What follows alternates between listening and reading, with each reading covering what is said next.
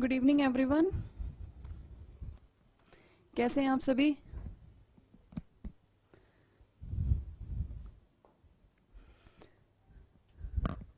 चलिए तो आज का सेशन स्टार्ट करते हैं। और आप सभी जानते हैं आज का जो सेशन है दैट ये स्पेशली हिस्ट्री ऑप्शनल के लिए है। और हिस्ट्री ऑप्शनल को लेकर मैं कुछ बातें हैं जो आपसे क्लियर करना चाहती हूँ कि हिस्ट्री एज ए ऑप्शनल ये सब्जेक्ट हमेशा से एक बहुत ही फेवरेट और एक सब्जेक्ट रहा है स्टूडेंट्स के पॉइंट ऑफ व्यू से। और ज़्यादातर बच्चे हिस्ट्री को ऑप्ट करते हैं। ज़रूरी नहीं है सिर्फ ह्यूमैनिटीज़ वाले ही हिस्ट्री को ऑप्ट करें, कोई भी अदर स्ट्रीम के स्टूडेंट्स भी हिस्ट्री को as an optional subject use कर सकते हैं। काफ़ी सारे बेनिफिट्स हैं इसके बारे में, पहले मैं क्लास ले चुकी हूँ, डिस्कस कर चुकी हूँ। Good evening everyone. Good evening Pramila, Krishna, Neha, Rajni, Sunny, good evening to all. Right, so इससे पहले भी मेरे सेशंस हुए हैं for the perspective of optional class and optional history, ठीक है। और हिस्ट्री का जो सबसे बड़ा बेनिफिट जो मुझे लगता है वो यही है कि हिस्ट्री एक ऐसा सब्जेक्ट, एक स्टैटिक, एक ऐसा पोर्शन है कि उसमें आपको कुछ भी अपडेट करने की ज़रूरत नहीं होती। बहुत कम चीज़ें आती हैं। अगर न्यूज़ में अगर हिस्ट्री से रिलेटेड कुछ नया कुछ इन्फॉर्मेशन आया भी है तो वो इतना ज़्यादा हम कहते हैं एड ऑन ज़्यादा नहीं करना पड़ता, सिर्फ कुछ ही चीज़ें आती हैं, उनकी तरफ ध्यान देना है बस। राइट, सो कुछ भी एड ऑन नहीं करना पड़ेगा, अपडेट नहीं करना पड़ेगा आपको बार बार। और आप ज़्यादा से ज़्यादा टाइम अपना सेव करके क्या करेंगे, उसका रिवीजन में लगाएंगे। और जितना रिवीजन होगा उतने अच्छे आपके मार्क्स होंगे, उतना अच्छा आप परफॉर्म करोगे। सो ये हिस्ट्री का बेनिफिट है। तो आज हम हिस्ट्री के कुछ पॉइंट्स यहाँ पे डिस्कस करेंगे। हिस्ट्री एज ए सब्जेक्ट, थोड़ा इंट्रोडक्शन होगा, और फिर कि किस तरीके से हमें टॉपिक्स को रिलेट करके कनेक्ट करके पढ़ना है, ठीक है। तो चलिए आज की हम क्लास स्टार्ट करते हैं अभी। Good evening, good evening Rahul, Tamanna, सभी को गुड इवनिंग। चलिए तो टॉपिक स्टार्ट करते हैं। सो हिस्ट्री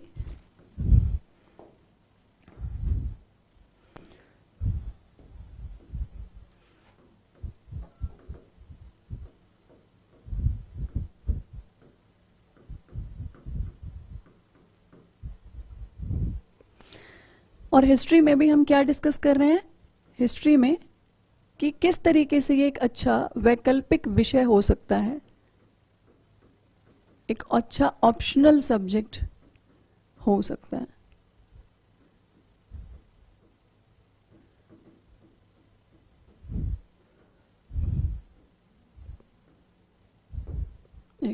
तो हिस्ट्री के बेनिफिट्स हमने बहुत सारे डिस्कस किए। मेरी पुरानी वीडियो है, उसको आप एक बार देख लीजिएगा। उसमें मैंने डिस्कस किया है कि हिस्ट्री एक अच्छा ऑप्शनल सब्जेक्ट है। क्यों इतना अच्छा ऑप्शनल सब्जेक्ट है, बच्चे क्यों चूज करते हैं, और मार्क्स भी काफ़ी अच्छे इसमें आते हैं। तो अब हम डिस्कस करेंगे कि हिस्ट्री के कितने पेपर हैं, या ऑप्शनल सब्जेक्ट के 2 पेपर होते हैं, आपको पता है, लेकिन हिस्ट्री को हमने कैसे डिवाइड किया है उन पेपर वाइज। सो ऑप्शनल का एक होता है पेपर 1 और एक हो गया पेपर 2। राइट, अब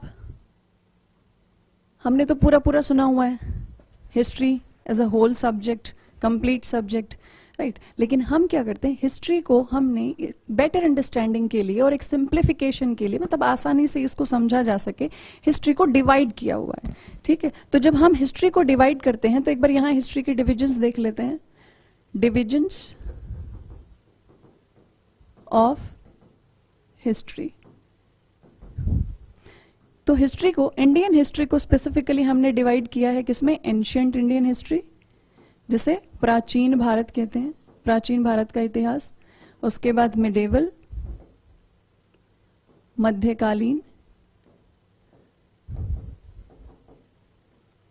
और मॉडर्न इंडियन हिस्ट्री, मतलब आधुनिक भारत का इतिहास। तो ये तो हो गया division of Indian history, Indian history का डिवीजन हुआ ये तो, क्लियर। अब इस पूरे वैकल्पिक विषय में इंडियन हिस्ट्री ही आएगा या इंडियन हिस्ट्री के बाहर भी कुछ पोर्शन आएगा, ये भी इंपॉर्टेंट है।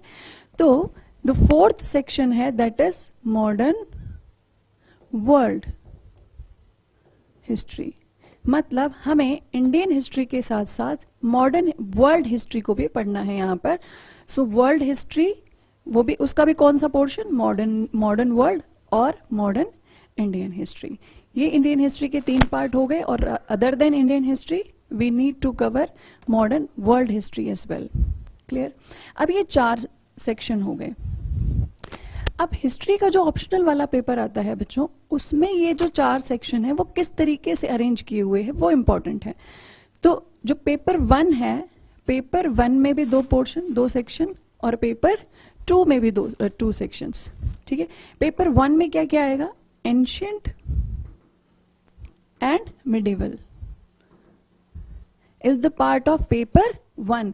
मतलब प्राचीन भारत का इतिहास और मध्यकालीन भारत का इतिहास, ये पेपर 1 का हिस्सा है। और पेपर 2 में क्या होगा, पेपर 2 में modern Indian history and modern world history. Clear. So 2 paper हैं हमारे ऑप्शनल के हिस्ट्री के, एक पेपर 1 पेपर 2। पेपर 1 में एंशियंट मतलब प्राचीन भारत और मध्यकालीन, और पेपर 2 में आधुनिक भारत का इतिहास और आधुनिक विश्व। ये हो गए हमारे पेपर वाइज डिवीजन। क्लियर। अब इस पेपर में भी डिवीजन है। पेपर 1 में एंशिएंट और मिडावल, इनके भी सेक्शंस हैं। ये हो गया सेक्शन ए और ये हो गया section B. Similarly section A and section B. Clear. तो हमारा जो पेपर होगा ऑप्शनल का, ये उसका पैटर्न है। 2 पेपर होंगे हिस्ट्री के, एक पेपर में एंशिएंट एंड मिडावल, दूसरे में modern Indian and modern world. अब ये देखते हैं कि एंशिएंट में, मिडावल में, मॉडर्न इंडियन में, मॉडर्न वर्ल्ड में टॉपिक्स क्या क्या आते हैं। देखिए ये चीजें मैं इसलिए डिस्कस कर रही हूँ क्योंकि कुछ बच्चे ऐसे होते हैं जो फ्रेशर हैं, जिन्होंने हिस्ट्री के बारे में सुना है, थोड़ा इंटरेस्ट उनको लगता है, लेकिन उनको ये नहीं समझ में आता कि एंशिएंट में कौन कौन से टॉपिक्स आते हैं, मिडावल में कौन कौन से टॉपिक्स आते हैं। तो एक ब्रीफ समरी, एक छोटा सा हम इसका एक परिचय ले लेते हैं, एक इंट्रोडक्शन ले लेते हैं कि एंशिएंट में क्या क्या हमें पढ़ना है, और किस तरीके से जो हमारी हिस्ट्री है इसका डेवलपमेंट, या किस तरीके से हमारे जो पास्ट है वो इवेंट्स किस सीक्वेंस में आगे बढ़े, वो एक थोड़ा सा डिस्कशन हम यहाँ कर लेते हैं। ठीक है। तो हम स्टार्ट करेंगे कहाँ से, एंशिएंट से। Ancient, medieval and modern. Modern में इंडिया एंड वर्ल्ड। राइट। तो बच्चों जैसा कि आपको पता है कि ये जो एंशिएंट इंडियन हिस्ट्री है, जो फर्स्ट पार्ट है हिस्ट्री का, इसकी शुरुआत हम कहाँ से करते हैं, इसकी शुरुआत हम लेके चलेंगे प्री हिस्टोरिक पीरियड से। Pre historic period. अब देखिए यहां पे जो टर्म है वो मैंने यूज की है pre historic period. Pre historic मतलब हिस्टोरिक पीरियड से पहले वाले पीरियड के लिए हमने क्या टर्म यूज की, प्री हिस्टोरिक पीरियड। सो प्री हिस्टोरिक पीरियड वो पीरियड है जिसके हमारे पास रिटन एविडेंसेस नहीं हैं, जिनके रिटन सोर्सेज हमारे पास, लिटरेरी सोर्सेज हमारे पास नहीं हैं। हम सिर्फ और सिर्फ आर्कियोलॉजिकल एविडेंसेस के बेसिस पर उस हिस्ट्री को रिकंस्ट्रक्ट करते हैं, इसलिए उस पोर्शन को हम क्या कहते हैं, प्री हिस्टोरिक पीरियड। क्लियर। या फिर हम ये कह सकते हैं कि इंडियन हिस्ट्री के पर्सपेक्टिव से जो हमारा अर्लीस्ट फेज था, इंडियन हिस्ट्री के पर्सपेक्टिव से जो हमारा अर्लीस्ट फेज था, जब ह्यूमन इवॉल्व हुआ और इवॉल्व होने के बाद उसने इस नेचर में अपने एग्जिस्टेंस को बनाया। ना सिर्फ वो उसने सर्वाइवल को मैनेज किया, बल्कि उसने नई नई डेवलपमेंट्स की, अपने सराउंडिंग में जितनी चीज़ें, जो भी नेचुरल एलिमेंट्स उसके पास, जो रिसोर्सेज उसके पास अवेलेबल थे, उनका यूज़ किया उन्होंने और डेवलपमेंट होती रही। ठीक है। तो जो अर्ली फेज है, एकदम अर्लीस्ट फेज है जो ह्यूमन लाइफ का, तो वहाँ हम क्या कहते हैं, प्री हिस्टोरिक पीरियड कहते हैं, लाइक स्टोन एज। क्लियर। तो एंशिएंट इंडियन हिस्ट्री की शुरुआत हम प्री हिस्टोरिक पीरियड से करते हैं, और प्री हिस्टोरिक पीरियड से शुरू होकर ये कहाँ तक चलता है, ये चलता है 1200 AD तक। ठीक है, ये पूरा पोर्शन कहाँ आता है, एंशिएंट इंडियन हिस्ट्री में। अब एक बार देख लेते हैं कि इस पूरे पीरियड में आता क्या क्या। ये तो डेट वाइज हो गया कि प्री हिस्टोरिक पीरियड से लेके 1200 एडी तक या 1200 ईस्वी तक। क्लियर, इतने टाइम तक की जो हिस्ट्री है that is ancient Indian history या प्राचीन काल भारत। अब एक सीक्वेंस देखते हैं कि इसमें इवेंट्स क्या क्या आते हैं। तो हम शुरू करते हैं कि ह्यूमन इवोल्यूशन से। जो अर्लीस्ट फेज था वो क्या था, ह्यूमन का इवोल्यूशन। मतलब जब ह्यूमन इवॉल्व हुआ, ठीक है, जब मानव का उदय हुआ और धीरे धीरे उसने क्या किया, अपनी सराउंडिंग की चीज़ों को यूज़ किया। और जब सराउंडिंग में उसने चीज़ें देखी तो उसे क्या चीज़ें नज़र आई होंगी, उसे माउंटेन्स, वेजिटेशन, है ना, पेड़ पौधे, जीव जंतु, यही सब नज़र आए होंगे। तो शुरुआती दौर में हम कह सकते हैं कि ये वो टाइम पीरियड है जब ह्यूमन बीइंग कंप्लीटली नेचर के ऊपर डिपेंडेंट था और जितने भी नेचुरल सोर्सेज थे उसे एज इट इज़ वो यूज़ करना, कंज्यूम करना जानता था। ठीक है, मतलब जिस फॉर्म में उसे वो चीज़ें मिली उसे उसी फॉर्म में उसने यूटिलाइज किया, राइट। और धीरे धीरे उस डेवलपमेंट कैसे हुआ, फॉर एग्जाम्पल जो स्टोन्स उसके सराउंडिंग में थे उस स्टोन्स से उसने क्या किया, उन स्टोन्स का यूज करके, मान लीजिए ये स्टोन है, इसको ब्रेक किया, ठीक है, और इसे ब्रेक करके क्या बनाया उसने, इस तरीके से उसे ब्रेक करके उन्होंने क्या बनाया, इसी को वेपन्स बना लिया, इन्हीं को टूल्स बना लिया। तो मतलब क्या कि जो नेचुरल जो सोर्सेज उनके पास अवेलेबल थे उन्हीं का यूज़ किया उन्होंने अपने सर्वाइवल को और बेटर बनाने के लिए। तो शुरुआत ह्यूमन इवोल्यूशन से होती है और जब ये शुरुआती दौर था तो इस टाइम पीरियड को हम कहते हैं स्टोन एज। ये वो टाइम पीरियड है जब ह्यूमन का मैक्सिमम जो सर्वाइवल था वो इस स्टोन के आसपास घूमता था। फॉर एग्जाम्पल उनके रहने से लेकर, रहते कहाँ थे, मेनली वो केव्स में रहते थे, है ना। तो उनके रहने से लेके उनके खाने पीने के लिए, मतलब जो हंटिंग करते थे, शिकार करते थे, उसमें भी टूल्स और वेपन्स की ज़रूरत पड़ती थी। तो उनसे लेके सारी चीज़ें किस पे डिपेंड थी, स्टोन पे डिपेंड थी, इसलिए इस पूरे टाइम पीरियड को हमने स्टोन एज कहा। इसके बाद और ज़्यादा डेवलपमेंट हुआ। अब डेवलपमेंट और हम आगे बढ़ रहे हैं, ये स्टोन एज हुआ। स्टोन एज के बाद धीरे धीरे क्या हुआ, मेटल्स का यूज़ करना शुरू किया, ठीक है। और जब पहली बार स्टोन के साथ उन्होंने मेटल को यूज़ किया, स्टोन और मेटल कौन सी, वो फर्स्ट मेटल थी कॉपर। तो जब पहली बार ह्यूमन बीइंग ने स्टोन के साथ मेटल को यूज़ किया और वो मेटल थी कॉपर, तो इस पीरियड को चेल्कोलिथिक पीरियड के नाम से जाना जाता है। चेल्को, दैट वर्ड चेल्को मीन्स कॉपर और लिथिक मतलब स्टोन। मतलब पहले स्टोन एज, उसके बाद स्टोन प्लस मेटल, राइट। अब ये हुआ, right, stone and metal. Third point is अब स्टोन पीछे छूट जाएगा, अब मेटल एज। और ये जो हमारी मेटल एज थी उसे हम कहते हैं ब्रॉन्ज एज। ब्रॉन्ज एज, और ये जो ब्रॉन्ज एज है इसको इंडस वैली सिविलाइजेशन के नाम से ज़्यादा पॉपुलैरिटी मिली क्योंकि ये पहली सभ्यता मानी जाती है, भारतीय इतिहास की प्राचीनतम सभ्यता मानी जाती है, सिंधु घाटी की सभ्यता, ठीक है। तो ये है ह्यूमन इवोल्यूशन के बाद डेवलपमेंट, राइट। इसके बाद आईवीसी के बाद जो नेक्स्ट फेज आया वो आया हमारा वैदिक पीरियड, राइट। और वैदिक पीरियड में जैसे आईवीसी में आर्ट फॉर्म्स डेवलप हुई, आर्किटेक्चर डेवलप हुआ, उसी तरीके से वैदिक पीरियड में लिटरेचर डेवलप हुआ, राइट। यहाँ पे आर्ट एंड आर्किटेक्चर, और वैदिक पीरियड में लिटरेचर डेवलप हुआ। आपने पढ़ा होगा वैदिक पीरियड के बाद जो लेटर वैदिक पीरियड है, लेटर वैदिक पीरियड में ही एक और टर्म आती है, वो आता है महाजनपद, राइट। मतलब छोटे छोटे स्टेट्स फॉर्म होने लगे, new formation of the states, right. छोटे छोटे एक, वो कहते हैं एक रूलिंग स्टेट्स यहाँ पे फॉर्म होने लगे और उसके बाद वो जो स्टेट थे वो एक्सपांड होते चले गए और इसके बाद नंबर आता है हमारे अर्लीस्ट एम्पायर का, जिसे हम मौर्यन एम्पायर कहते हैं। मौर्यन एम्पायर, मौर्य साम्राज्य, ये सभी एंशिएंट इंडियन हिस्ट्री का पार्ट है। मौर्य साम्राज्य ये प्राचीनतम साम्राज्य है भारत का। इसके बाद जो अगला साम्राज्य बना वो बना गुप्त साम्राज्य। मौर्य साम्राज्य और गुप्त साम्राज्य के बीच में भी भारत में बाहर से बाहरी जो आक्रमण हुए, हम कह सकते हैं आउटसाइड इन्वेजन्स हुए इंडिया में, और उसकी वजह से बहुत सारे छोटे छोटे यहाँ पर स्टेट्स फॉर्म हुए, रूलिंग स्टेट्स फॉर्म हुए। लेकिन मौर्यन एम्पायर के बाद, इसके बाद जो पहला एम्पायर बना, मौर्यन के बाद जो एम्पायर बना वो कौन सा बना? गुप्त एम्पायर। गुप्ता एम्पायर।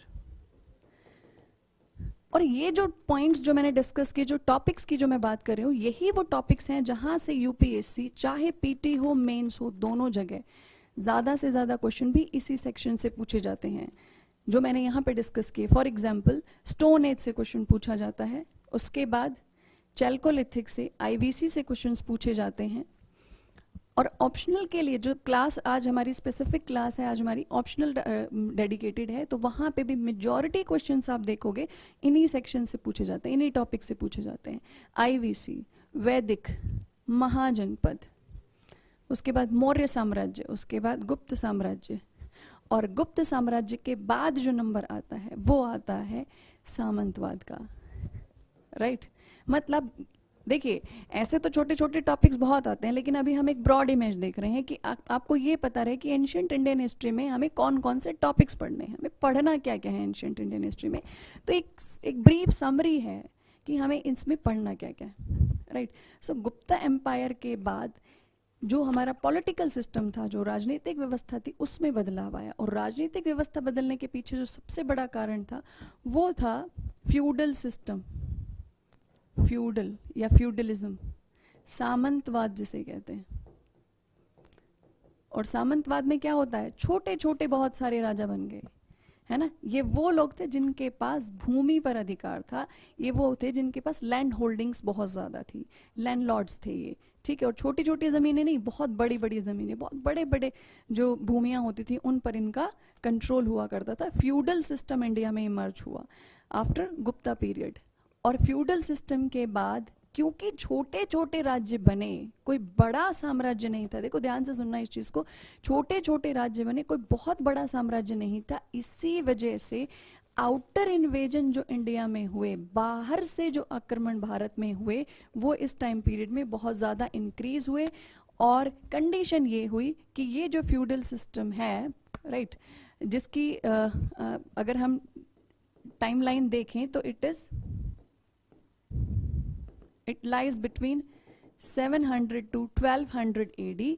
और इसी टाइम पीरियड के बाद से, यही जो टाइम पीरियड है 1200 के बाद से हमारा मध्यकालीन भारत शुरू हो जाता है। और मध्यकालीन भारत आपको पता होगा, ठीक है, जहां पे आउटर इन्वेजन्स के बाद एक नया शासन शुरू हुआ, एक नई शासन प्रणाली शुरू हुई, इस्लामिक रूल इंडिया में शुरू हुआ, ठीक है। तो वहां से हम मध्यकालीन भारत की शुरुआत कर देते हैं। तो मेनली जो एंशिएंट इंडियन हिस्ट्री है उसमें आपको मेनली ये टॉपिक्स फॉलो करने हैं। लेकिन जब हम ऑप्शनल में पढ़ेंगे तो ऑप्शनल में ये टॉपिक्स बहुत डिटेल में पढ़ने पड़ते हैं, क्योंकि ज्यादातर क्वेश्चन इसी सेक्शन से आते हैं। तो अभी हम एक ओवरव्यू ले रहे हैं हमारे सब्जेक्ट का, राइट।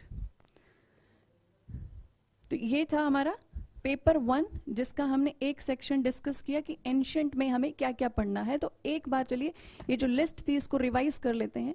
तो एंशिएंट में हमने क्या क्या पढ़ना है, हम ह्यूमन इवोल्यूशन से शुरू करेंगे, उसके बाद स्टोन एज, उसके बाद chalcolithic age, Indus valley civilisation, Vedic, Mahajanapada, Maurya साम्राज्य, उसके बाद गुप्त साम्राज्य। और मौर्य साम्राज्य और गुप्त साम्राज्य के बाद के बीच के जो छोटे छोटे राज्य बने थे वो भी इसी में आ जाएंगे।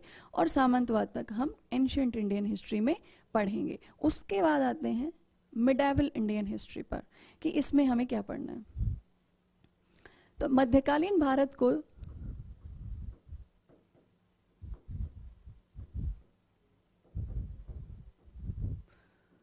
मध्यकालीन भारत में क्या आता है, दो चीजें यहाँ पे, अगर इसको बहुत इजीली अगर समझना हो, बहुत सिंपली अगर इसे समझना हो, तो मध्यकालीन भारत को हम दो भागों में वर्गीकृत कर सकते हैं। We can categorize into two. One is सल्तनत पीरियड, ठीक है,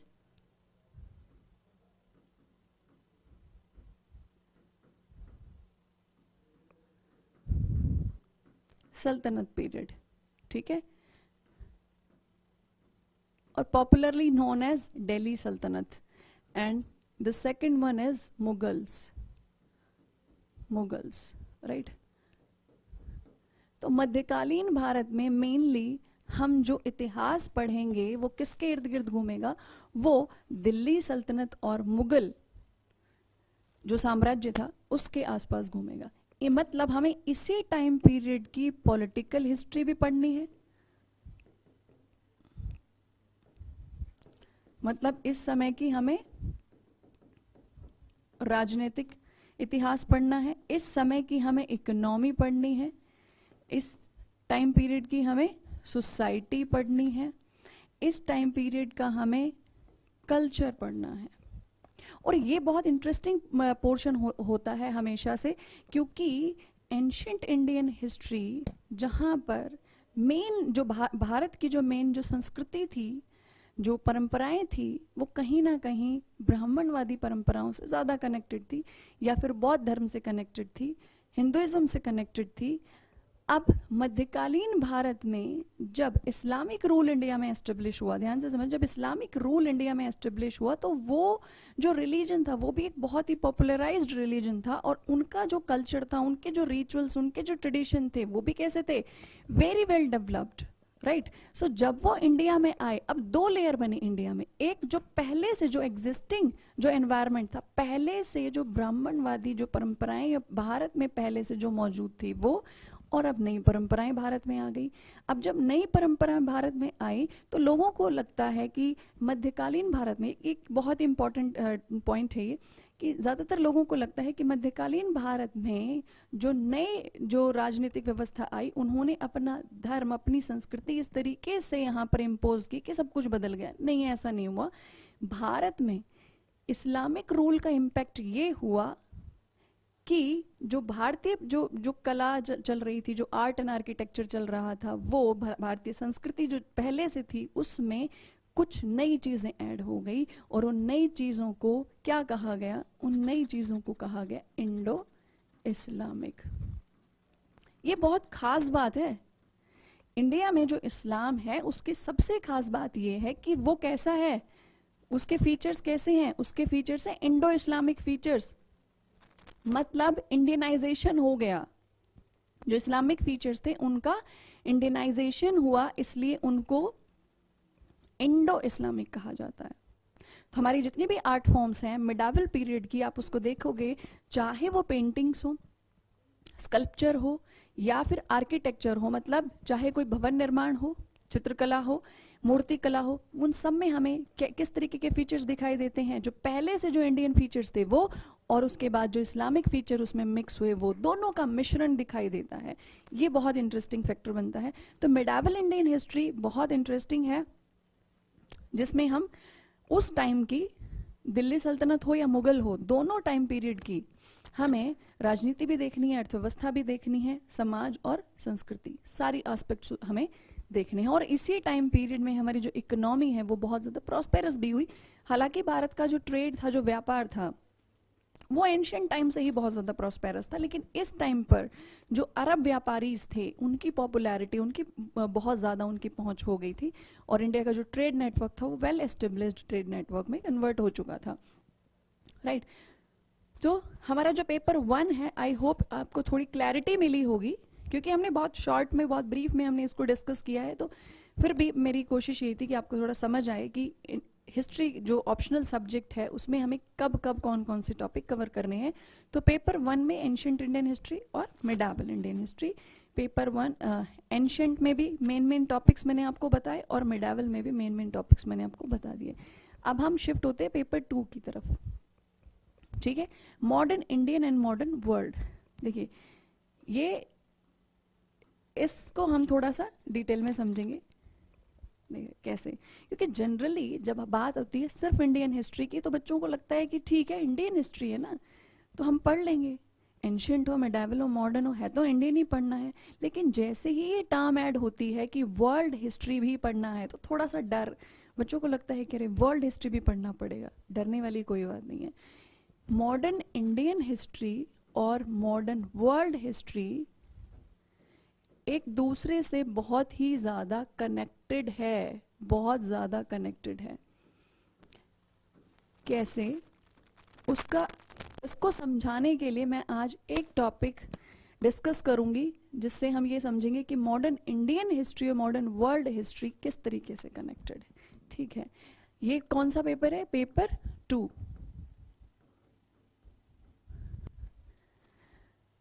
आपको लगता होगा कि मॉडर्न इंडियन हिस्ट्री को अलग से ही पढ़ना है, मॉडर्न वर्ल्ड को अलग से पढ़ना है, लेकिन अगर आप दोनों के कंपैरेटिव स्टडी कर लोगे तो आपको समझ में आएगा कि जो वर्ल्ड में हुआ उसी का सीधा सीधा इम्पैक्ट इंडिया पे हुआ। मॉडर्न इंडियन हिस्ट्री के जितने भी टॉपिक्स हैं, चाहे वो भारत में चाहे यूरोपियन कंपनीज का आगमन हुआ, मतलब चाहे वो अराइवल ऑफ यूरोपियन कंपनीज हो, राइट, या फिर उनका डोमिनेंस, उनका प्रभुत्व बनाना हो, भारत में ब्रिटिश रूल एस्टेब्लिश करना हो, मतलब ब्रिटिश राज यहाँ पर स्थापित करना हो, या फिर ब्रिटिश एडमिनिस्ट्रेशन, डेमोक्रेसी, ये जितनी भी चीज़ें हैं भारत में, रिवोल्यूशन से, क्रांतियों से लेकर भारत में समाज सुधारक, धर्म सुधारक आंदोलन तक, वो सब कुछ क्या थे? राजनीतिक आंदोलन जितने भी हुए भारत में, वो सब क्या थे? कोई भी, क्या वो सभी स्वतंत्र रूप से उठे थे भारत में, या उन पर कहीं ना कहीं वर्ल्ड का या विश्व में जो घटनाएं चल रही थी उनका प्रभाव था? तो जितना भी भारत में हुआ मॉडर्न इंडियन टाइम्स में, वो सभी इन्फ्लुएंस था, वो सभी प्रभाव था किसका? वर्ल्ड हिस्ट्री का प्रभाव था। मतलब विश्व में जो हो रहा था उसी का प्रभाव भारत में देखा गया। इसीलिए भारत में जितनी भी घटनाएं इस टाइम पीरियड में हुई, मॉडर्न इंडियन टाइम पीरियड में जितनी भी भारत में घटनाएं हुई, कहीं ना कहीं वो सारी घटनाएं किसका परिणाम थी? किससे प्रभावित थी वो सारी घटनाएं? वो विश्व की घटनाओं से प्रभावित घटनाएं थी। इसलिए हमें ये नहीं समझना है कि हमें वर्ल्ड हिस्ट्री भी इसमें का भी सेक्शन आता है तो वो कैसे कवर किया जाएगा, दोनों को साथ में मिला के कवर किया जाएगा, राइट। चलिए, अब इसके लिए मैं एक टॉपिक यहाँ पे डिस्कस करूँगी जो एकदम जो शुरुआती जो टॉपिक है उसी से समझते हैं, और लास्ट टॉपिक तक इसी तरीके से कनेक्ट करके हमारी क्लासेस रहेंगी। Modern world history, modern Indian history, दोनों को कनेक्ट करके हमारी क्लासेस रहेंगी। एक एग्जाम्पल के तौर पे आज मैं जो सबसे पहला जो टॉपिक है वही यहाँ पे रख लेती हूँ, और वो जो टॉपिक है that is arrival of Europeans या European companies in India. Bharat में यूरोपीय कंपनियों का आगमन, ये हमारा पहला टॉपिक ले लेते हैं हम, ठीक है।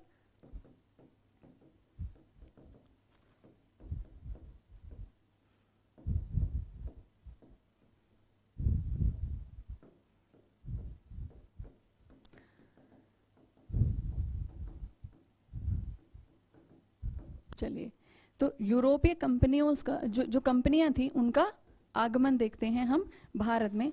तो अब इसके लिए थोड़ी सी आपको भी मेहनत करनी पड़ेगी, आप मैप बनाएंगे, ठीक है। मैं यहाँ पे मैप बनाऊंगी, मेरे साथ आप भी मैप बनाएंगे, ठीक है जी। रजनी, भावना, हाँ, अगर आपको कुछ डाउट आता है तो मैं आपको सजेस्ट कर सकती हूँ, जो भी क्वेरी होगी मैं सॉल्व करूँगी, बीच बीच में आपकी चैट्स भी देखूंगी, ठीक है। अभी हम ये टॉपिक देखते हैं, और ये एक एग्जाम्पल, ये पहला ही टॉपिक है जब हमारी मॉडर्न इंडियन हिस्ट्री की शुरुआत होती है, तो उसकी शुरुआत में हम ये टॉपिक डिस्कस करते हैं कि किस तरीके से यूरोपियन कंपनीज भारत में आई, क्या रीज़न थे कि यूरोपियन कंपनीज को व्यापार करने के लिए भारत या एशिया की तरफ आना पड़ा, ठीक है। ये चीज़ समझ जाओगे तो ये समझ लेना कि पूरा जो मॉडर्न इंडियन हिस्ट्री है वो भी समझ में आएगा, और मॉडर्न इंडिया को कैसे मॉडर्न वर्ल्ड से कनेक्ट करके पढ़ना है वो भी आपको समझ में आएगा, ठीक है। चलिए, तो आप मैप बनाएंगे मेरे साथ, ठीक है। चलिए,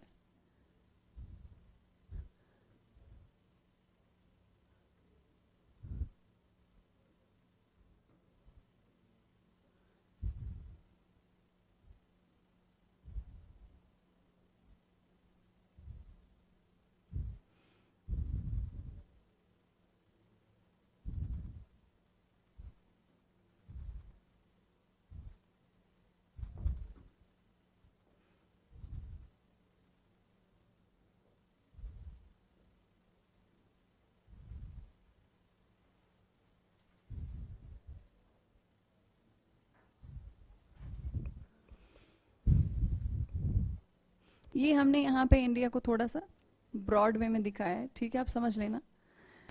मैप में ये इतना नहीं दिखेगा आपको।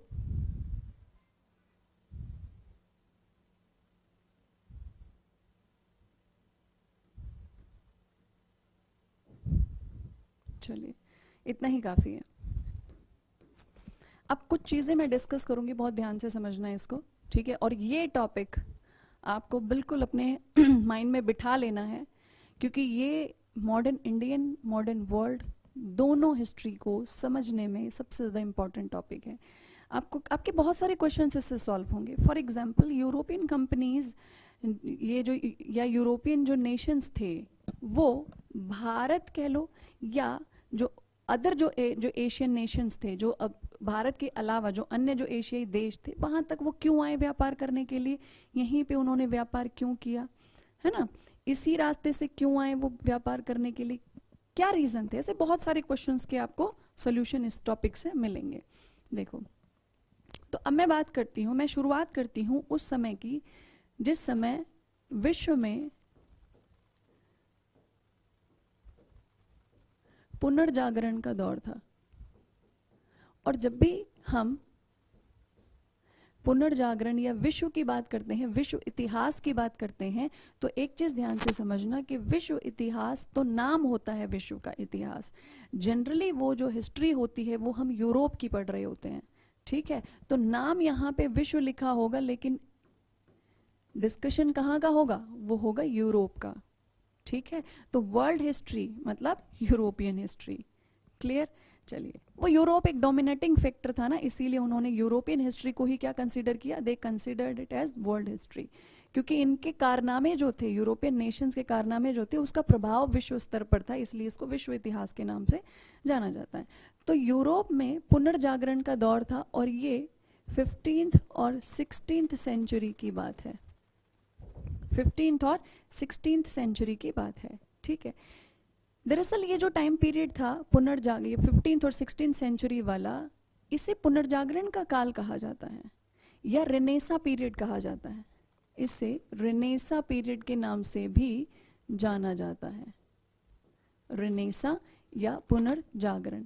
अगर आप इस टर्म को थोड़ा ध्यान से समझोगे, ध्यान दोगे, तो इसमें आ रहा है पुनर्जागरण मतलब पुनः जागना, है ना। अब पुनः जागने का क्या मतलब है यहाँ पर, क्या पहले सोए हुए थे कि अब जागृत हो गए, नहीं, मतलब पहले क्या, कहीं ना कहीं ये एक ऐसे समय से उभरे हैं अब, जिस समय में अंधविश्वास या रूढ़िवाद इतना चरम पर था कि लोगों की या जो लोग वहां पे रह रहे थे, उनकी सोच का दायरा ही सीमित हो चुका था। मतलब कहीं ना कहीं जो लॉजिकल माइंडसेट था वो कैसा था, वो सप्रेशन में था, और जो उनको बताया जा रहा था, जो समझाया जा रहा था, उसी को, वो यूनिवर्सल ट्रूथ, वही सब कुछ सबसे बड़ा सच मानकर उसी को चल रहे थे, ठीक है। तो जब आप ये, इसीलिए ये जो मध्यकाल वाला दौर है यूरोप में भी, इससे पहले का जो दौर है 15th और 16th सेंचुरी से पहले का जो दौर है, उसको अंधकार का युग कहा गया, ठीक है, the period of darkness. Medieval times को या मध्यकाल को यूरोप में क्या कहा गया, अंधकार का युग कहा गया। हम तो भारत के लिए ये शब्द यूज नहीं करते, ठीक है, लेकिन यूरोपियंस ने अपने यूरोप में जो मध्यकाल था उसको क्या कहा, अंधकार का युग कहा, क्योंकि धर्म उस टाइम पर जो क्रिश्चियनिटी थी, जो वो उस टाइम पर इतनी ऑर्थोडॉक्स फॉर्म में इतनी ज़्यादा प्रभावी थी, इतना इन्फ्लुएंस था उसका, कि लोगों की अपनी खुद की जो सोच थी, ठीक है, लॉजिकल माइंडसेट वहाँ पे यूज ही नहीं होता था, धर्म का ही सबसे ज़्यादा वर्चस्व हुआ करता था। अब क्या हुआ, 15th और 16th सेंचुरी में कुछ ऐसा हुआ, अब जो हुआ वो हम मैप के थ्रू समझेंगे, अभी आप सिर्फ इतना समझिए, कुछ इवेंट्स ऐसे हुए जिसकी वजह से लोगों में दोबारा से जागृति आई। पुनर्जागरण मतलब दोबारा से जागृति आई।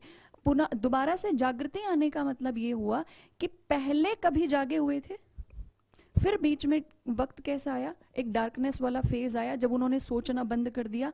अब ऐसा वक्त आया कि उन्होंने दोबारा से सोचना शुरू किया, और तब उनको समझ में आया कि पुराने टाइम में या फिर प्राचीन काल में, हम यूरोप की बात कर रहे हैं कि प्राचीन यूरोप में हमारे साम्राज्य, हमारी संस्कृति, हमारी सभ्यताएं बहुत ही ज़्यादा प्रभावशाली हुआ करती थी। हमारी कला संस्कृति बहुत प्रभावशाली, मतलब आर्ट और आर्किटेक्चर अपने, मतलब जिसे कहते हैं ना कि बहुत ज़्यादा प्रोस्पेरस होना, आर्ट की बहुत ज़्यादा प्रोस्पेरिटी थी, ठीक है। ट्रेड नेटवर्क भी काफ़ी स्ट्रांग थे, कल्चर बहुत ज़्यादा प्रमोटेड था, ठीक है। प्राचीन काल इतना ज़्यादा समृद्ध था, इतना प्रोस्पेरस था। और मध्यकाल को क्या कहा इन्होंने? अंधकार का युग, अंधकार का युग या द पीरियड ऑफ डार्कनेस। और अब यहाँ पे तीसरा नाम क्या है? पुनर्जागरण। तो उन्होंने कहा कि एक टाइम ऐसा था कि जब इतना समृद्ध हमारा आर्ट एंड आर्किटेक्चर हुआ करता था, बीच में ऑर्थोडॉक्सी, रिलीजियस सुप्रीमेसी इतनी ज़्यादा हावी हो गई थी। अब हमें क्या करना है? हम वापस से अपने उसी प्रॉस्पेरिटी को अचीव करना चाहते हैं। हम अपनी कला और संस्कृति को उसी लेवल पर प्रॉस्पेरस बनाना चाहते हैं। तो एक जागृति आना, ठीक है। और एक बात ध्यान से समझ लीजिए, जब धर्म के विरोध में जागृति आती है ना, तो धर्म के विरोध की जो जागृति होती है वो सबसे पहले क्या करना शुरू करती है? वो धर्म पे सवाल उठाना शुरू करती है। वो धर्म से संबंधित बहुत सारे क्वेश्चंस उठाना शुरू करते हैं, बहुत सारे प्रश्न पूछना शुरू कर देते हैं, क्वेश्चन मार्क लगाना शुरू कर देते हैं धार्मिक चीज़ों पर, ठीक है, धार्मिक विश्वासों पर क्वेश्चन मार्क लगाना शुरू कर देते हैं। अब एक बात बताइए, क्या धर्म पर क्वेश्चन मार्क लगाना इन लोगों के लिए पुनर्जागरण में इतना आसान रहा होगा? कुछ तो इन्होंने मतलब सोचा होगा। तो इन्होंने जो धर्म पे जो क्वेश्चंस उठाए, उनका आधार इन्होंने क्या बनाया? उनका आधार इन्होंने बनाया लॉजिक। लॉजिक, ठीक है। दूसरी टर्म इन्होंने जो यूज की वो थी प्रूफ। क्या थी? प्रूफ, मतलब प्रमाण। कहने का मतलब ये है कि जब मध्यकाल के अंधकार से जब इन्होंने उठना शुरू किया, तो उठे कैसे? लॉजिकल बातों से उठे। इन्होंने धर्म की जो चीजें थी उनमें लॉजिक ढूंढना शुरू कर दिया कि जो कहा जा रहा है क्या वो लॉजिकली सही है, क्या इस चीज को प्रूफ किया जा सकता है, क्या प्रमाणित किया जा सकता है। और जब ये लॉजिक और प्रूफ की बातें आने लगी, मतलब जब तर्क आ जाता है, जब विवेक आ जाता है, ध्यान देना, जब तर्क आने लगा, विवेक आने लगा, जब प्रमाण की बात होने लगी, तो लोगों ने क्या किया? लोगों ने अपनी इच्छा, अपनी काबिलियत, अपनी कौशल पर ध्यान देना शुरू किया। मतलब इसके बाद, मतलब रेनेसा पीरियड ने क्या किया? पुनर्जागरण ने क्या किया? पुनर्जागरण ने लोगों को लॉजिकल माइंडसेट दिया, राइट। और प्रूफ कहाँ आता है? प्रूफ आता है साइंटिफिक स्टडीज में। तो जब प्रूफ ढूंढे, तो प्रूफ ढूंढने का मतलब क्या हुआ? हर चीज के पीछे का वैज्ञानिक आधार ढूंढना, साइंटिफिक स्टडी करना। मतलब पुनर्जागरण ने क्या किया? लॉजिकल और साइंटिफिक स्टडी को प्रमोट किया। ध्यान से, लॉजिकल एंड साइंटिफिक स्टडी को प्रमोट किया, राइट। और लॉजिकल और साइंटिफिक स्टडी को प्रमोट किया तो क्या आया? तो इंडिविजुअल का इंटरेस्ट आया, इंडिविजुअल की स्किल आई, इंडिविजुअल की प्रोफिशिएंसी, मतलब उसका कितना अच्छा, वो किसी एक कौशल में कितना निपुण है, उसकी योग्यताएं क्या हैं, इस पर बात होने लगी। और फिर ये होने लगा कि अगर किसी में योग्यता है, अगर वो उसको अभिव्यक्त कर सकता है, अगर वो एक्सप्रेस कर सकता है, ठीक है, तो उसे करना चाहिए। अपनी फील्ड में अगर उसके अंदर कोई अच्छी स्किल है तो उसे प्रमोट करना चाहिए। और यहीं से इंडिविजुअलिज्म यूरोप में आया, व्यक्तिवाद की बात होने लगी, इंडिविजुअल की बात होने लगी। और पुनर्जागरण ने यूरोप के लोगों को कैसा बना दिया? यूरोप के लोगों को लॉजिकल माइंडसेट वाला, साइंटिफिक टेम्पेरामेंट वाला बना दिया, ठीक है। और इसीलिए यूरोप के लोगों ने यहां से आधुनिकता की शुरुआत की। क्लियर? अब ये तो हमें समझ में आया कि 15वीं और 16वीं शताब्दी में पुनर्जागरण हुआ और पुनर्जागरण ने इतना बड़ा चेंज किया, लोगों की सोच बदल दी। सिंपली अगर इसे कहा जाए तो लोगों की सोच बदल दी। और लोग अब क्या करने लगे? साइंटिफिक स्टडी पे ज्यादा फोकस करने लगे, ठीक है। अब यहीं से हम आगे बढ़ते हैं। जब लोगों ने साइंटिफिक स्टडी करना शुरू किया, साइंटिफिक स्टडी में लॉजिक एंड प्रूफ, तो जब ये दोनों चीजें इन्वॉल्व हुई तो क्या आया? इनोवेशन आया, नए नए आविष्कार हुए। जब नए नए आविष्कार हुए तो क्या बनने लगी? मशीनरी बनने लगी, है ना। मतलब अभी तक जो काम ह्यूमंस कर रहे थे, अब क्या क्या ऐड होने लगा? अब मशीनों का युग आने लगा। और यही रीजन है कि पुनर्जागरण के बाद यूरोप में मशीन का युग शुरू हो गया, right. The age of machinery start हुआ, इंडस्ट्रियलाइजेशन स्टार्ट हुआ, इंडस्ट्रीज डेवलप होना शुरू हुई। ऐसी इंडस्ट्रीज जहां पे सिर्फ और सिर्फ मानव संसाधन काम नहीं कर रहा है, अब ह्यूमन की बनाई हुई मशीन्स भी वहां पर काम कर रही हैं। ये यूरोप में चेंज हुआ। और मैंने अब टाइम पीरियड ध्यान देना, टाइम पीरियड क्या था? 15वीं और 16वीं शताब्दी, पुनर्जागरण का समय, ठीक है। अब सोचने वाली बात यह कि क्या ये पुनर्जागरण पूरे यूरोप में एक साथ हुआ था या किसी एक निश्चित भूभाग में इसकी शुरुआत हुई थी? तो पुनर्जागरण की जो शुरुआत मानी जाती है वो मानी जाती है इटली से। यहां से इटली से पुनर्जागरण की शुरुआत मानी जाती है। अब ये दो चीजें याद रखना, दो नाम याद रखना, एक इटली और दूसरा पुनर्जागरण। कि पुनर्जागरण की शुरुआत इटली से हुई। अब क्वेश्चन आना चाहिए कि पुनर्जागरण की शुरुआत इटली से ही क्यों हुई, और टाइम पीरियड भी 15वीं और 16वीं शताब्दी ही क्यों रहा? क्या कोई कनेक्शन है? मतलब यही टाइम यही जगह क्यों होनी थी और यहाँ पे पुनर्जागरण क्यों होना चाहिए हुआ, राइट। तो क्वेश्चन मार्क होने चाहिए ना। जब क्वेश्चन आएंगे तो हम लॉजिकल बात करेंगे ना, हमें भी तो लॉजिकल स्टडी करनी है। ऐसी थोड़ी है कि हिस्ट्री है तो रटते ही रहो, नहीं, ऐसा कुछ नहीं है, समझ बनानी है यहाँ पर। तो इटली से हुई शुरुआत 15वीं और 16वीं शताब्दी में हुई, ठीक है, पुनर्जागरण की। अब इसके पीछे लॉजिक हम सर्च करेंगे। चलिए तो इसके पीछे लॉजिक देखते हैं। मैं ये इरेज कर देती हूँ।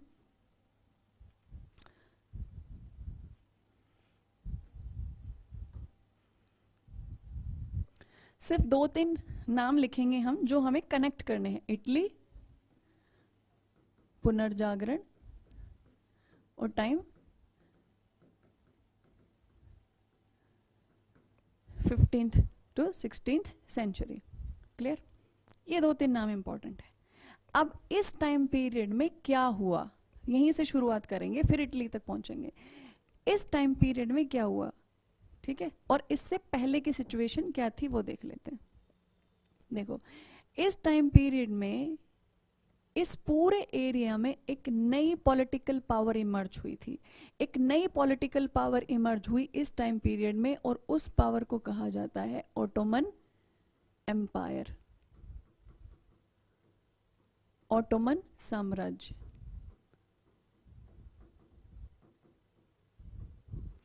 इसका इमरजेंस तो बहुत पहले हो गया था, लेकिन इस टाइम पीरियड में ऑटोमन एम्पायर ने क्या किया? अपनी टेरिटरीज को एक्सपांड किया, मतलब अपने क्षेत्र का विस्तार किया, क्षेत्र विस्तार किया उन्होंने। ऑटोमन एम्पायर ने अपना क्षेत्र विस्तार किया। अब जब क्षेत्र विस्तार होता है तो क्या होता है? मान लीजिए ये कोई एक स्टेट है, ठीक है, यहाँ इसका रूल चलता है, और अब वो क्या कर रहे हैं? अब अपनी टेरिटरीज एक्सपांड कर रहे हैं, तो क्या करेंगे? वो आसपास के बहुत सारे छोटे छोटे राज्यों को भी अपनी बाउंड्रीज के अंडर में रख लेंगे, अक्वायर कर लेंगे, है ना। मतलब एक राज्य जब दूसरे राज्यों को अपनी सीमा में अपने अधीन ले लेता है तो वो क्या हो जाता है? वो राज्य से बड़ा होकर क्या बन जाता है? वो साम्राज्य बन जाता है। तो कहीं ना कहीं ऑटोमन्स की पावर तो बहुत पहले एस्टेब्लिश हो गई थी, लेकिन इसका एक्सपांशन चल रहा था, सीमा विस्तार चल रहा था। और ये जो टाइम पीरियड है बच्चों, 15वीं और 16वीं शताब्दी, इस समय तक आते आते ऑटोमन का जो क्षेत्र विस्तार था वो यूरोप तक पहुंच गया। कहाँ तक पहुंच गया? ऑटोमन्स का क्षेत्र विस्तार वो पहुंच गया यूरोप तक। यूरोप में क्षेत्र विस्तार हुआ, ठीक है, इतना पॉइंट याद रखना। अब यहाँ पे एक दो चीजें और कनेक्ट करती हूँ। देखो, मैंने कहा कि 15वीं और 16वीं शताब्दी में ऑटोमन्स ने क्षेत्र विस्तार किया और यूरोप तक क्षेत्र विस्तार किया। तो अब यूरोप को हम कनेक्ट करते हैं कि यूरोप में जब इन्होंने क्षेत्र विस्तार किया तो किसी को हराया होगा, पहले वहां पे कोई और शासन रहा होगा जिसको हराया होगा, उसके बाद उन्होंने उसको अक्वायर किया होगा, अपने अधीन लिया होगा, है ना। तो किसको हराया? कौन थे यहाँ पर पहले जिनको हरा के ऑटोमन्स ने अपनी पावर एस्टेब्लिश की, राइट? तो वो देखते हैं। देखो अब ध्यान से समझना, ये जो एरिया है, ये कुछ एरियाज जो पहले रोमन साम्राज्य के नाम से जाने जाते थे। किस नाम से जाने जाते थे? रोमन साम्राज्य के नाम से जाने जाते थे।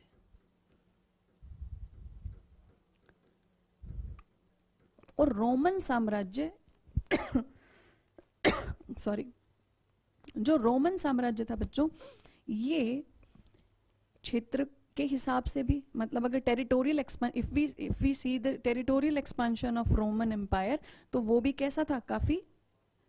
काफी बड़ा क्षेत्र विस्तार था उसका, लार्ज टेरिटरी थी रोमन्स की। टाइम पीरियड भी देखें तो भी रोमन एम्पायर कैसा था? बहुत प्राचीन काल से लेकर मध्यकालीन तक चलने वाला एम्पायर था ये। प्राचीन समय से लेकर मध्यकाल तक चलने वाला एम्पायर था, ठीक है? तो प्राचीन समय में ये रोमन एम्पायर था। तो क्या हुआ कि प्राचीन समय में थर्ड सेंचुरी के लास्ट में, मतलब इट इज अराउंड 285 एडी की, इसके आसपास क्या हुआ? इसको एडमिनिस्ट्रेटिव पर्पज से इसको स्प्लिट किया गया कि काम करते हैं कि इसको प्रशासनिक दृष्टि से इसको एक विभाजन करते हैं, और बाद में जो प्रशासनिक दृष्टि का जो विभाजन था ना, वो परमानेंट स्प्लिट हो गया, मतलब परमानेंट डिवीजन हो गया इस रोमन एम्पायर का। और वो जो परमानेंट जो डिवीजन हुआ, that took place at around 395 AD, लगभग 395 ईस्वी के आसपास पूरा रोमन साम्राज्य दो हिस्सों में टूट गया। जब ये दो हिस्सों में टूटा तो एक हो गया ईस्टर्न रोमन, एक हो गया वेस्टर्न रोमन। ध्यान से समझना इसको, आज की क्लास समझ में आ गई तो पूरा एंशिएंट, ये पूरा मॉडर्न इंडिया, मॉडर्न वर्ल्ड, दोनों की भूमिका बन जाएगी, फाउंडेशन प्रिपेयर हो जाएगा, ये ध्यान रखना। तो रोमन एम्पायर ब्रेक हुआ टू पार्ट्स में। इधर वाला कौन सा हो गया? ईस्टर्न, इधर वाला हो गया वेस्टर्न, मतलब पूर्वी रोमन साम्राज्य और पश्चिमी रोमन साम्राज्य, ठीक है? जो पश्चिमी रोमन साम्राज्य था बच्चों, इसकी कैपिटल थी रोम, और जो पूर्वी रोमन साम्राज्य था, इसकी कैपिटल यहां पर, it is somewhere around here, यहां पे इनकी राजधानी थी, और उस राजधानी का नाम था कॉन्स्टेंटिनोपल।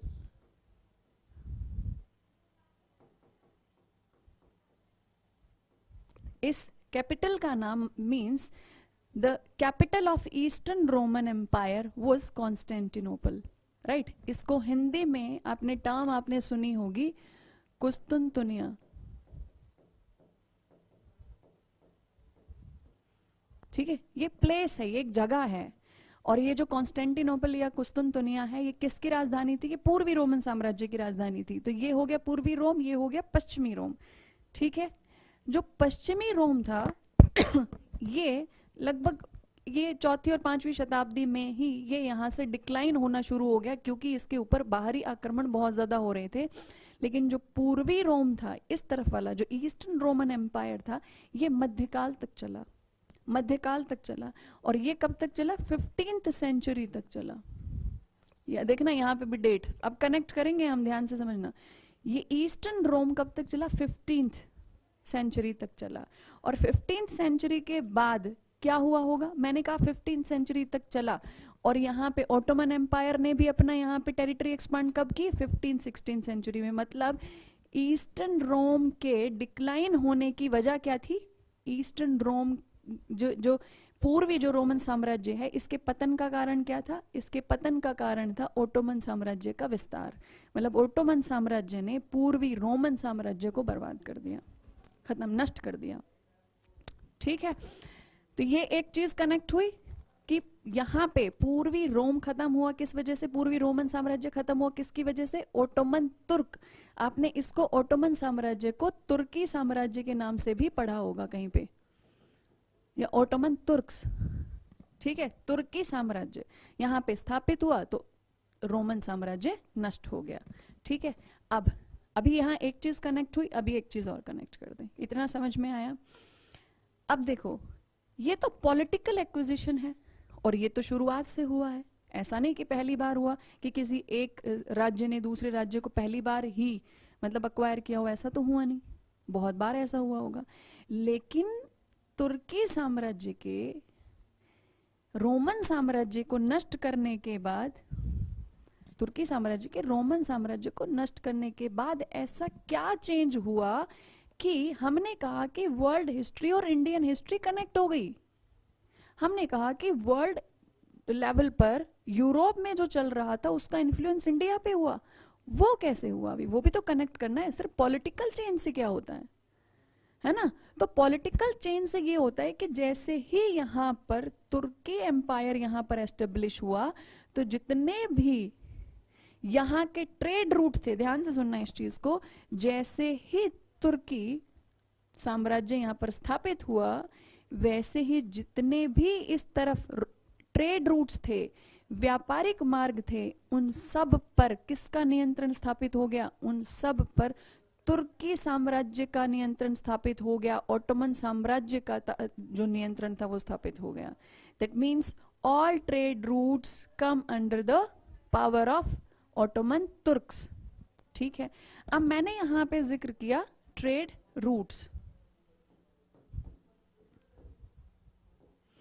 ठीक है, व्यापारिक मार्ग।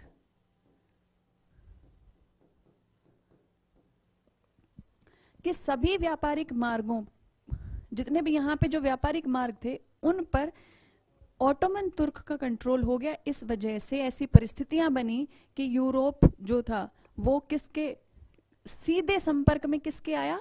वो सीधे संपर्क में आ गया भारत और जो अदर जो एशियन नेशंस थे उनके संपर्क में आ गया। ठीक है, अब ट्रेड रूट देखते हैं, ध्यान से समझना। इस टाइम तक जब ऑटोमन्स ने अपना कंट्रोल किया, यहां पर मेनली 3 ट्रेड रूट्स थे और ये ट्रेड रूट्स आप अपने नोट्स में अभी ड्रॉ करेंगे मेरे साथ। ठीक है, जो पहला ट्रेड रूट था बच्चों ध्यान देना, वो कहाँ कनेक्ट होता था? वो एशिया से जाता था गल्फ ऑफ पर्शिया, मतलब फारस की खाड़ी।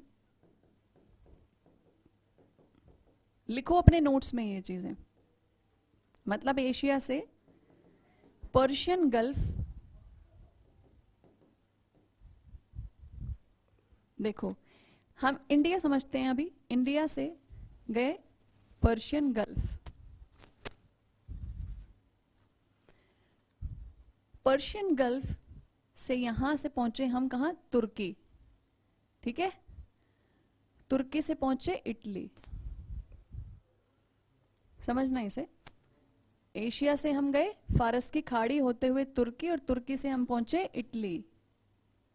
बहुत सारे क्वेश्चंस का आंसर मिलेगा यहाँ पे। तो फारस की खाड़ी, उसके बाद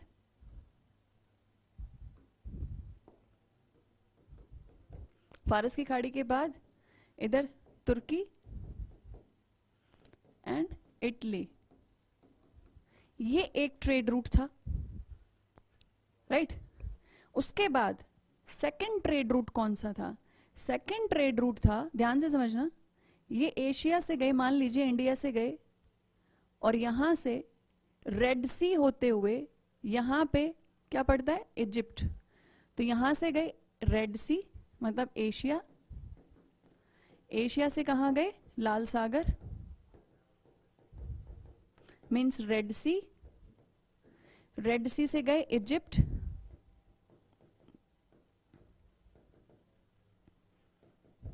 और इजिप्ट से कहां गए? इटली।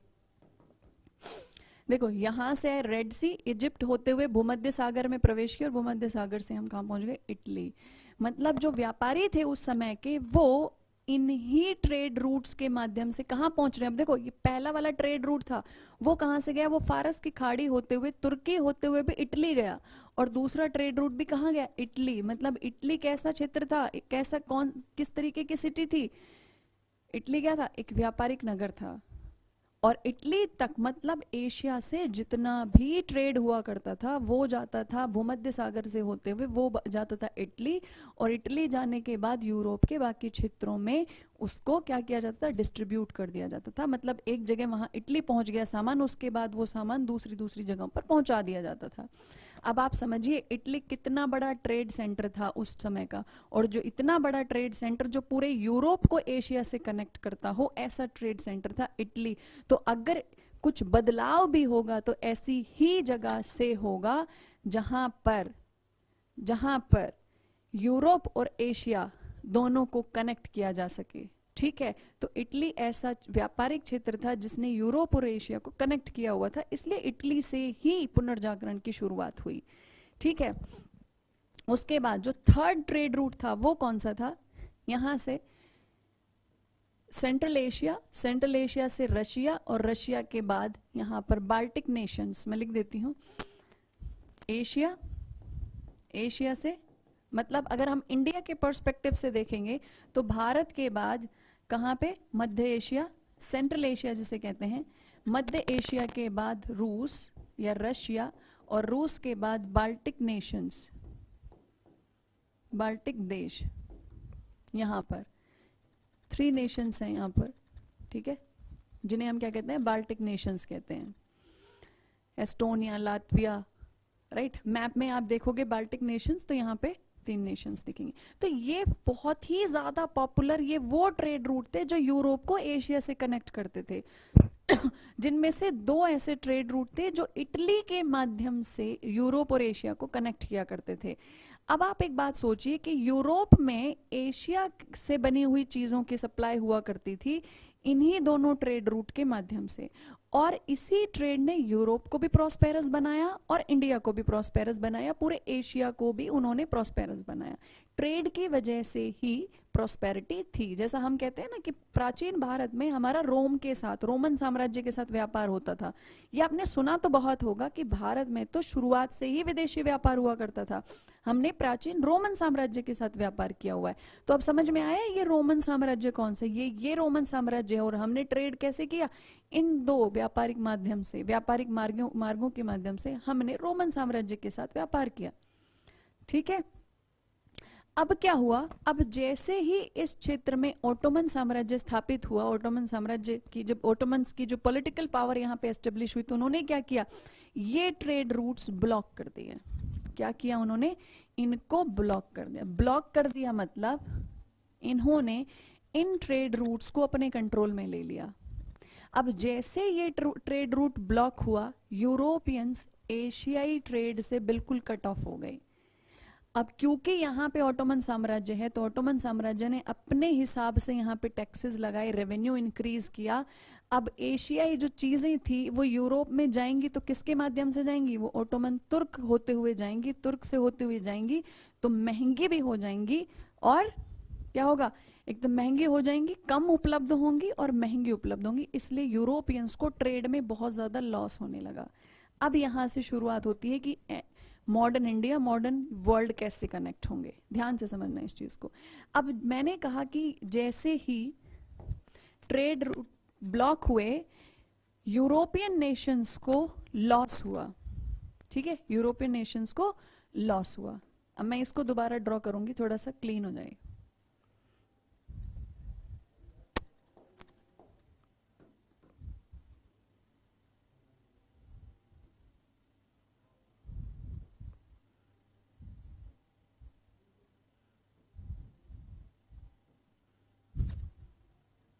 अब देखो, अब ध्यान से समझना इस चीज को। ये यूरोपियन नेशंस एशियाई ट्रेड से कट ऑफ हो चुके हैं। अब जिनका व्यापारिक इतना नुकसान हो जाएगा वो क्या करेंगे, क्या करेंगे, वो व्यापार करने के लिए दूसरे रास्ते खोजेंगे, है ना। मतलब उन्होंने, उनके माइंड में क्या है कि अब हमें नए ट्रेड रूट्स ढूंढने हैं, हमें नए ट्रेड रूट्स ढूंढने हैं। भावना, अभी बस 10 मिनट्स का टॉपिक बचा है, ठीक है, कंप्लीट हो जाएगा ये, 10 मिनट्स और चलेगी क्लास, ठीक है। अच्छा, अब समझना इस चीज को कि एक तरफ यहां पे ट्रेड यूरोपियंस का लॉस हुआ, एशिया के साथ ट्रेड नेटवर्क उनका डिस्टर्ब हुआ, दूसरी तरफ 15वीं और 16वीं शताब्दी पुनर्जागरण है ना, और पुनर्जागरण में क्या हुआ, इनोवेशंस हुई, मशीनें आई। अब कनेक्ट करना है, पुनर्जागरण हुआ, मशीनें आई, और मशीनें जब आई तो क्या हुआ, समझो इस चीज को, जब मशीनें आई पुनर्जागरण से क्या हुआ, आविष्कार हुए, आविष्कार हुआ तो क्या हुआ, मशीनें आई, और मशीन आई तो क्या हुआ, मशीन आई, या फिर हम ये कहें कि टेक्नोलॉजी आई, ठीक है, टेक्नोलॉजी आई। और जब ये टेक्नोलॉजी आई तो टेक्नोलॉजी का प्रभाव हर क्षेत्र में देखा गया। कहाँ कहाँ पे टेक्नोलॉजी का, एग्रीकल्चर में भी और इंडस्ट्री में भी, मतलब मैन्युफैक्चरिंग में भी।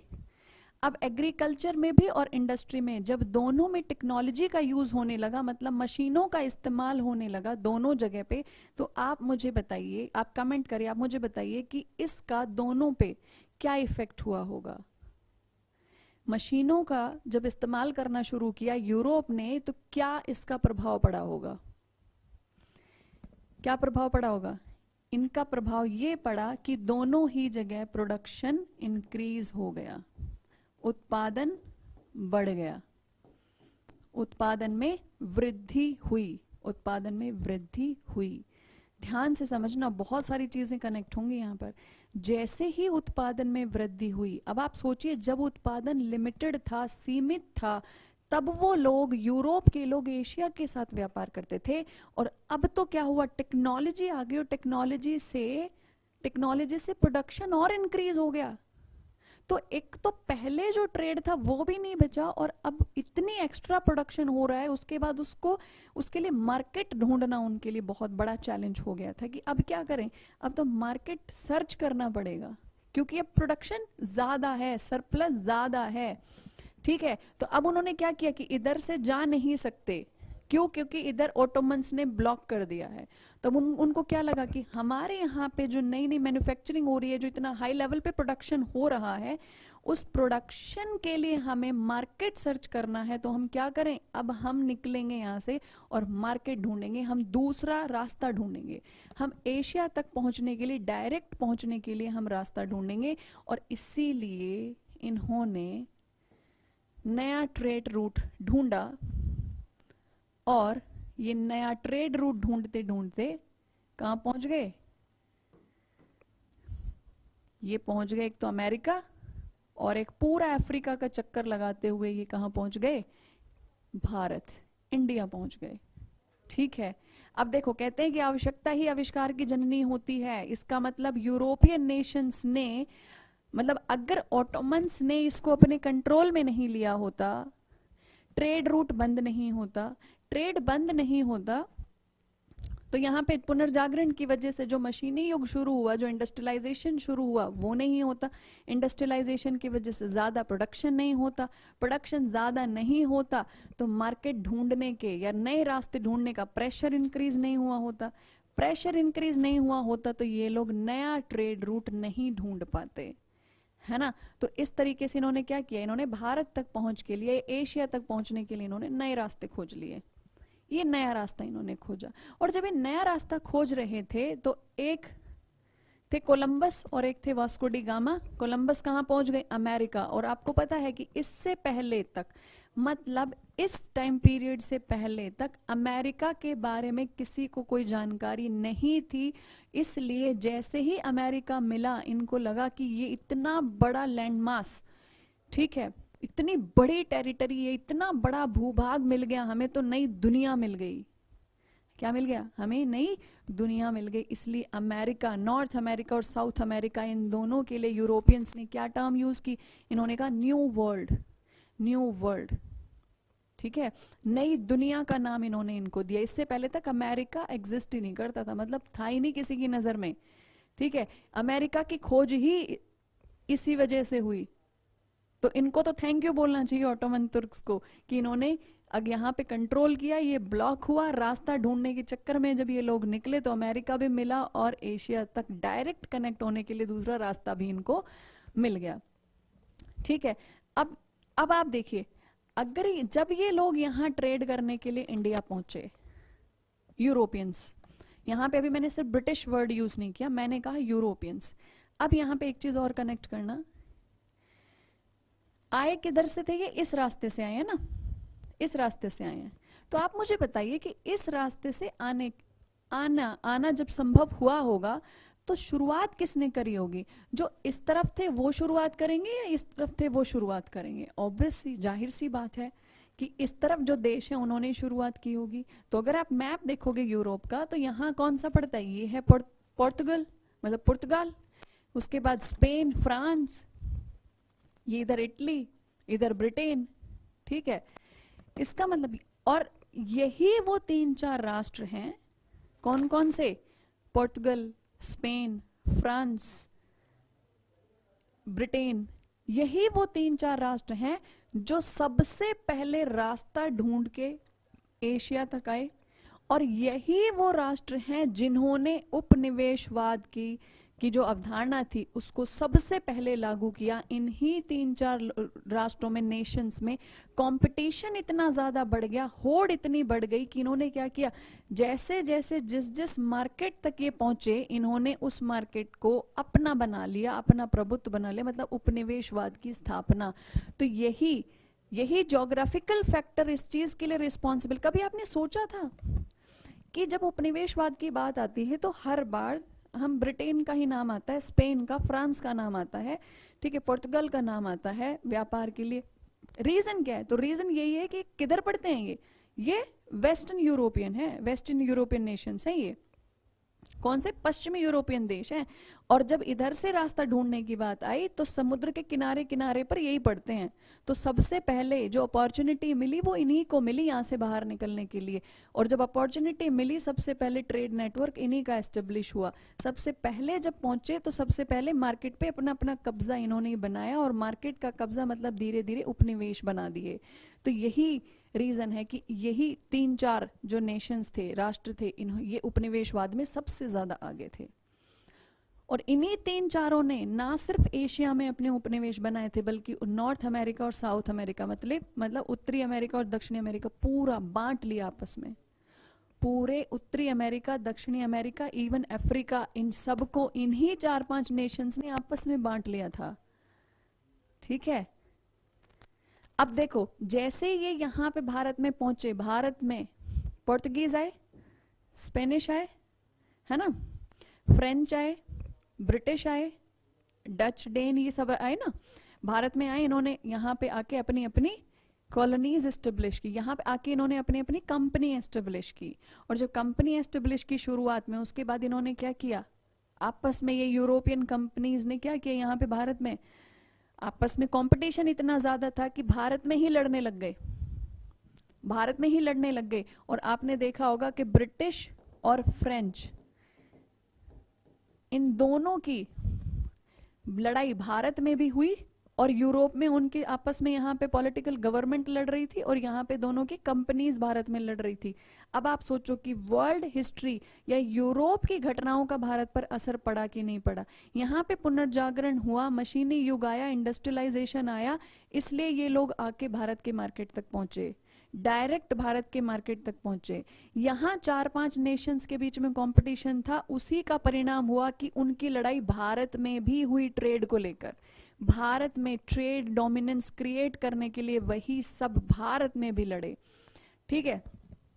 और जब यहाँ पे जब भारत में जब उनके बीच में आपस में लड़ाई हुई तो क्या हुआ, कॉलोनीज एस्टेब्लिश हुई, उपनिवेशवाद की स्थापना हुई भारत में भी और एशियाई देशों में भी। और इन्हीं ने अमेरिका और अफ्रीका में भी अपने अपने उपनिवेश बनाए, ठीक है। जब भारत में ब्रिटिश और फ्रेंच के बीच में लड़ाई हो रही थी, क्यों हुई वो लड़ाई? क्योंकि यूरोप में ब्रिटिश और फ्रेंच दोनों लड़ रहे थे, इसलिए उनकी कंपनियां भारत में लड़ रही थी। तो भारत में जो कंपनियों की लड़ाई हुई, ये भी किसका परिणाम था? यूरोपीय घटनाओं का परिणाम था। यहाँ पे वो कंपनियां आपस में एक दूसरे को बाहर निकालने में लगी हुई थी। और आपने देखा होगा फ्रेंच और ब्रिटिश या पुर्तगीज, जिनको हम पुर्तगाली कहते हैं, वो सब भारतीय राजाओं के साथ संधियां कर करके, बड़ी कंपटीशन वाली फीलिंग थी इन सब के बीच में। तो इन्होंने, इनका मकसद एक ही होता था कि हम भारतीय राजाओं को अपने फेवर में करें, उनके साथ संधियां करें और ज्यादा से ज्यादा हमें अपॉर्चुनिटी मिल जाए यहाँ पे ट्रेड करने के लिए। तो ये असर किसका था? यहाँ के कंपटीशन का असर यहाँ दिखा, इसलिए भारतीय राजाओं के साथ संधियां हुई और धीरे धीरे पॉलिटिकल एस्टेब्लिशमेंट हुई, मतलब राजनीतिक शक्ति। यहाँ पे भी ब्रिटेन का डोमिनेंस क्रिएट हुआ यूरोप में, और भारत में भी ब्रिटिश कंपनी का डोमिनेंस क्रिएट हुआ। जैसी पॉलिसीज यहाँ पे बनी, उनका प्रभाव भारतीय व्यापार पर, भारतीय समाज पर, भारतीय राजनीति पर, अर्थव्यवस्था पर, सब पर देखने को मिला।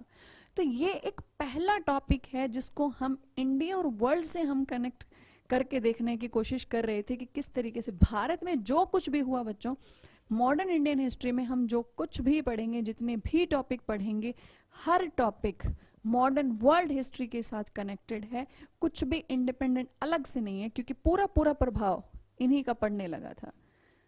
जैसी परिस्थितियां यूरोप में बनती थी, उसका प्रभाव भारत में यहाँ पर दिखाई देता था, चाहे वो ट्रेड हो, चाहे वो पॉलिटिक्स हो।